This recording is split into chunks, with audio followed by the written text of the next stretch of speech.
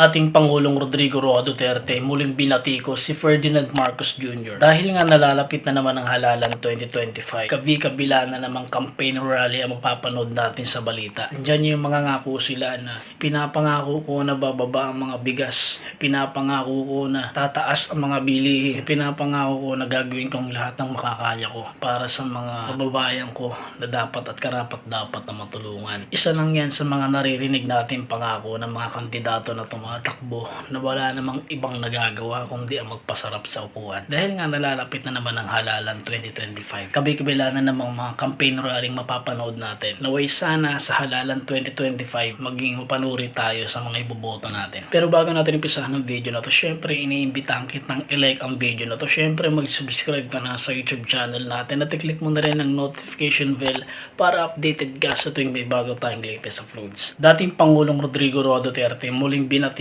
si Ferdinand Marcos Jr. Kumakalat online sa lahat ng social media na halos binabatikos na ngayon ng Duterte administrasyon ang Marcos. Grabe yung mga ginagawa nito. Naalala pa ba natin yung mga campaign rally, mga kamatik? Siyempre, isa lang naman ang campaign rally sa isa sa pinakamahalaga na kailangan gawin ng isang kandidato. Naalala pa ba natin yung Duterte at Marcos tandem? Grabe yun.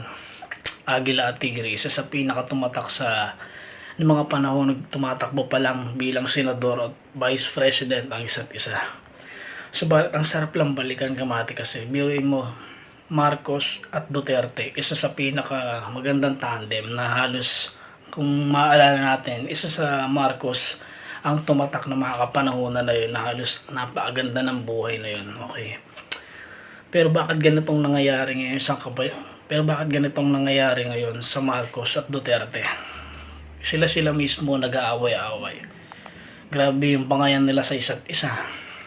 Di ba pwedeng magtulungan na lang pare-pareho? Para naman sa ikaw, unad na ng bansa natin to eh. Bakit ba ganun yung nangyayari sa Senado, no? Imbis na tupagin nila yung mga dapat ayusin at isaalang-alang nila sa mga kababayan natin mahihirap na katulad ko, iba yung ginagawa nila. Grabe yung ewan. Mahirap na kasi ngayon, mga kamatik, ang bumoto dahil boboto ka nga. Pag naboto mo na ba yung kandidato, makasiguro ka bang magagawa niya yung nagagawa niya? Yung mga ipinangako niya, diba? Noong una, kamatik, ng mga panong tumatakbo pa lang si Marcos Jr. bilang senador o bilang presidente ng Pilipinas. Grabe yung suporta ko sa kanya kasi naalala ko si tatay niya sa kanya, kasi biruin mo. Nung kapanahon ni Marcos Sr., mga kamatik, isa sa pinakamalakas na bansa ang bansa natin. Bakit? Grabe yung sandatahang pandigma ng Pilipinas. Halos suko kay Ferdinand Marcos Sr.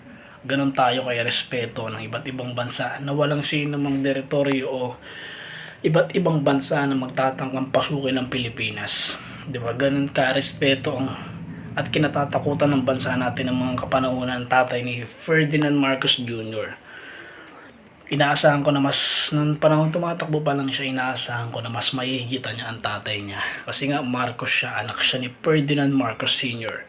Pero inakala ko syempre, ganito pala yung nangyayari na halos mula nang maupo siya bilang presidente ng Pilipinas. Halos parang walang nangyari, parang pahirap ng pahirap ang buhay. Hindi ko sinasabing wala akong tiwala sa kanya. Pero dun pa rin naman yung tiwala ko sa kanya eh.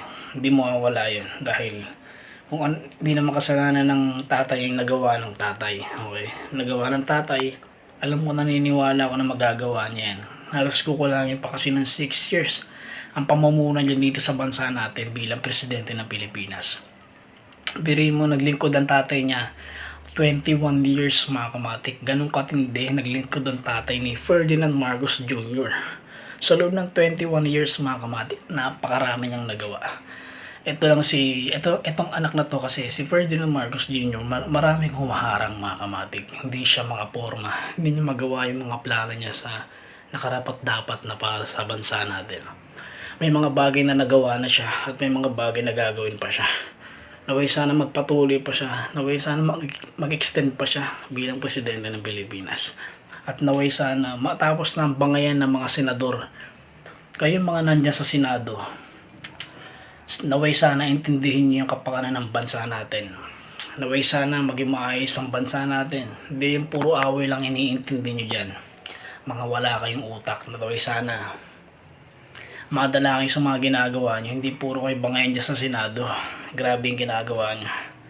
Taong bayan na naglalagay sa inyo yun, tapos pag nakaupo na kayo, wala na.